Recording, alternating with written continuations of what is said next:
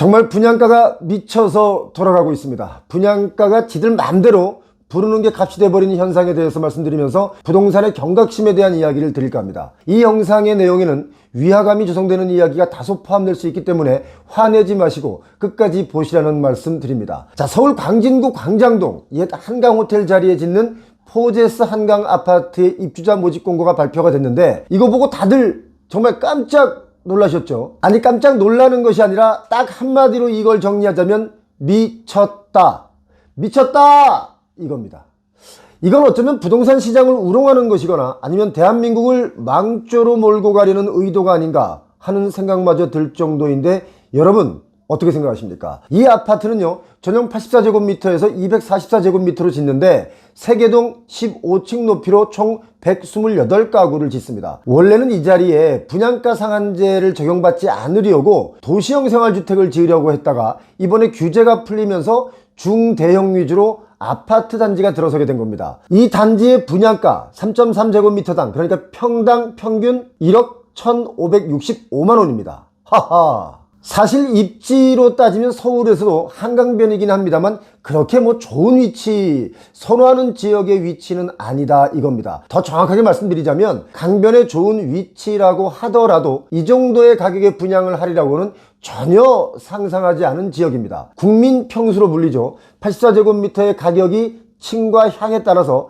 32억 5천만 원에서 44억 원에 분양을 하게 되는데, 최근에 서울 강남에서 거래된 84제곱미터의 최고 실거래가가 얼마인지 아십니까? 43억 9천만 원입니다. 서초구 반포동에 있는 아크로 리버파크죠. 우리가 보통 아리팍이라고 부르는 그 아파트가 이 가격에 거래가 되었는데, 포제스 한강 분양가는 임의 분양이 아닌 공개 청약을 통해서 공급된 아파트 중에는 역대 최고가입니다. 지금까지 서울에서 가장 비싸게 분양된 아파트가 서초구 반포동, 반포대교 바로 옆에 있는 레미안 원베일리인데요. 2021년 6월에 분양할 때 가격이 3.3제곱미터당 5,653만원이었습니다. 그때도 이거 너무 비싸다 했습니다. 그런데 인근 시세보다는 싸다라고 했었죠. 자, 이게 무슨 말이냐면 비싼 분양가라고 하더라도 분양가에 분양을 받으면 나중에 시세 차익을 누릴 수 있다라는 뜻이죠. 광진구에서는요, 포제스 한강과 같은 평형대가 23년에 가장 비싸게 거래된 것이 4,050만원입니다. 평당 4,050만원이었는데요. 그것의 2배가 넘는 1억 1,565만원의 분양물이 나온 겁니다. 고분양가로 인해서 얻어지는 시행사의 막대한 이익이 예상되는데요. 개발 이익과 관련해서 아마도 큰 파장이 일어날 수 있다, 저는 그렇게 봅니다.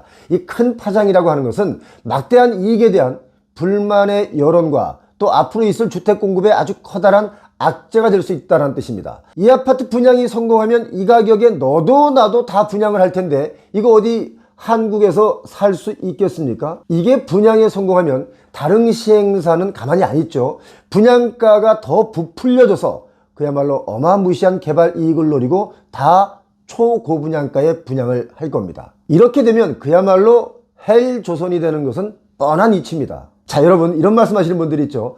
3.3제곱미터당 1억 원이 넘는 분양가가 여기가 강남도 아닌데 말이 되느냐라고 하시는 분들이 있는데, 이게 말입니다. 강남이 아니어서 가능했습니다. 이게 무슨 말이지 하시는 분들 계실 텐데, 분양가를 규제하는 분양가 상한제 지역이 지난해 초에 강남권, 강남, 서초, 송파 그리고 용산구만 남겨놓고 다 해제됐기 때문에 상한제 지역 이외에서는 사업자가 임의로 분양가를 정할 수 있는 것입니다. 제가 이래서 분상제 앞으로 몇 년간은 풀어주면 안 된다라고 주장을 했었는데 이걸 확 풀어줬죠. 주택 공급의 원활화를 위해서 풀어줬는데, 저는 이렇게 생각합니다. 이게 공급입니까? 원활한 공급입니까?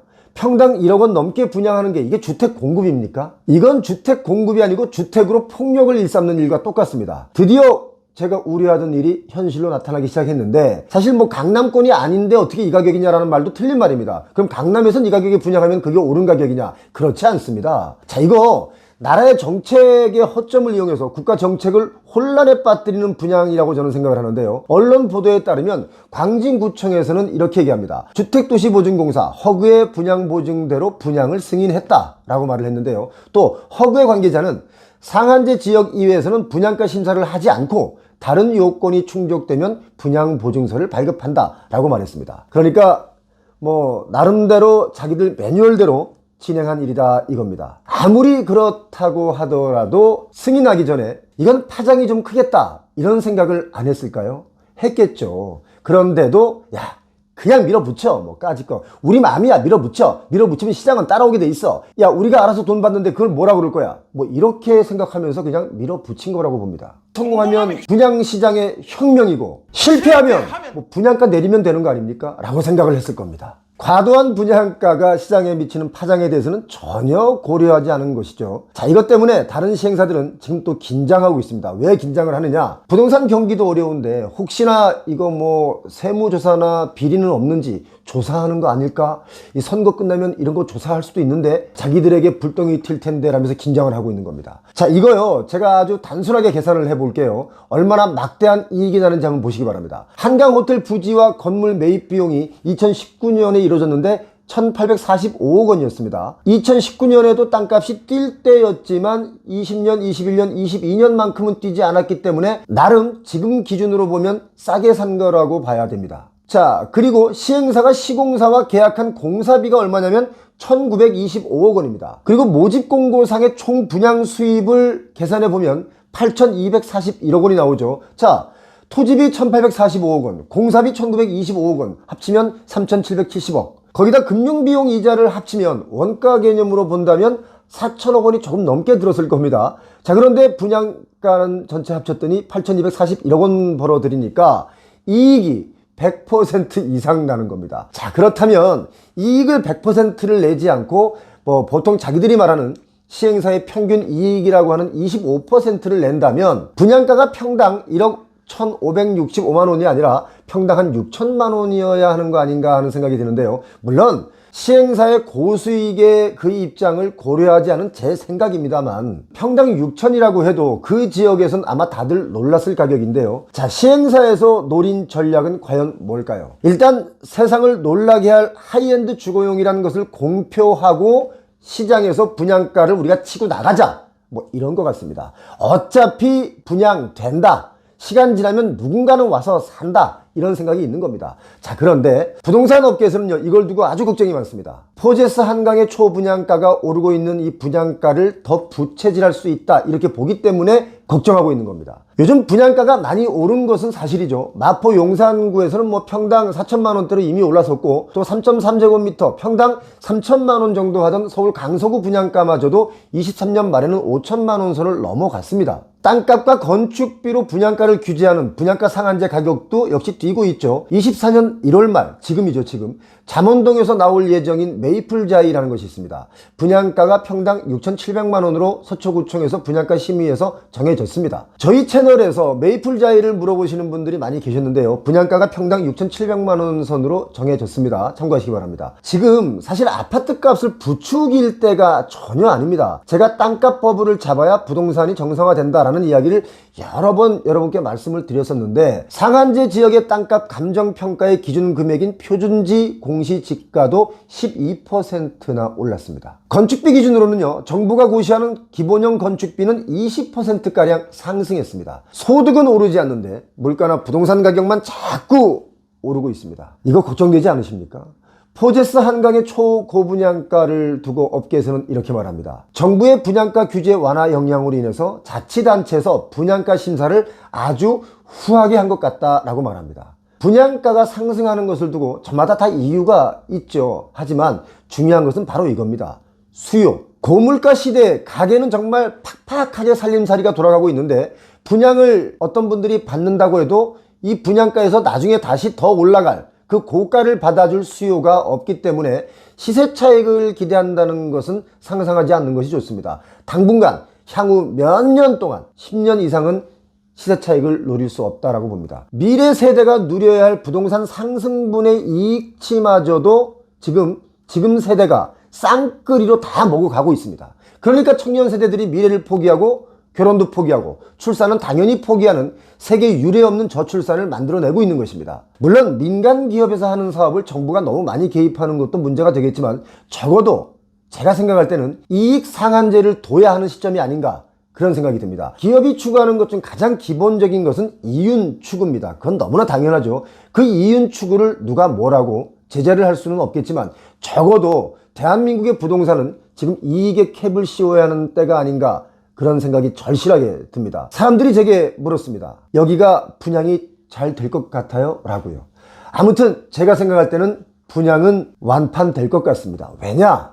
우리나라에는요, 돈 많은 사람들이 많습니다. 생각보다 많습니다. 시중에는 경기가 어려워서 주머니 사정이 녹록치 않은데도 불구하고 돈 많은 사람들은 어디서 돈을 쓸까를 고민하는 분들 많이 있습니다. 돈이 특정 층으로 많이 몰려있죠. 자, 그래서 저런 초고가의 분양가도 결국 분양은 될 거라고 봅니다. 단, 여기서 더 오른다고 판단하면 그건 정말 오산이다라는 말씀을 드립니다. 인구가 확연히 줄어서 한국은행에서조차 이런 얘기 했습니다. 경제 성장률이 2040년이면 마이너스 성장으로 바뀐다. 자, 그럼 마이너스 성장으로 바뀌면 어떻게 부동산 가격은 움직일까요? 부동산 자산은요, 최소 40% 이상 전체적으로 하락할 수도 있습니다. 뭐 당장 40%가 전체적으로 다 하락한다는 아니어도 가까운 미래는 그럴 수 있다. 충분히 그럴 수 있다. 이걸 꼭 상기하셔야 됩니다. 이 영상은요, 여러분 10년 뒤에 반드시 한 번 더 꺼내 보시길 바랍니다. 제 이야기가 맞았는지 틀렸는지 그때 한번 체크를 다시 한번 해보겠습니다. 구독자 여러분, 과연 이게 분양이 완판될까요? 안 될까요? 여러분 생각은 어떻습니까? 여러분의 댓글 의견 부탁드립니다. 고맙습니다. 여러분, 100원이 만든 기적을 아십니까? 우리 구독자 여러분들께서 동참해 주시면 고맙겠습니다. 사실 100원을 가지고 할 수 있는 것은 요즘에 거의 없습니다. 버스를 탈 수도 없고요, 뭔가를 살 수도 없는 돈입니다. 하지만 100원의 그 가치는 어떻게 쓰느냐에 따라 정말 많이 바뀝니다. 순직 경찰관 자녀들에겐 100원의 희망이라는 것이 놀라운 정도의 힘과 가치를 만들어냈습니다. 이 돈으로 업무 중 순직한 경찰관 자녀 59세대에게 매달 100만원에서 300만원씩 전달하게 되는데요. 100원의 기적도 훌륭하지만 1000원의 기적에 동참해 주시면 고맙겠습니다. 이 캠페인은 표용호TV의 자발적 참여로서 적극 지원하고 응원드리겠습니다. 순직하신 경찰관 자녀들에게 경찰관들이 삼촌이나 이모 같은 역할을 해주자는 취지다라고 경찰청은 밝히고 있는데, 경찰청으로 연락해서 우리 모두가 1000원의 기적에 동참해 주시면 감사하겠습니다. 우리의 안녕을 지켜주는 경찰관을 위해서 우리도 뭔가를 해야 되는 거 아니겠습니까?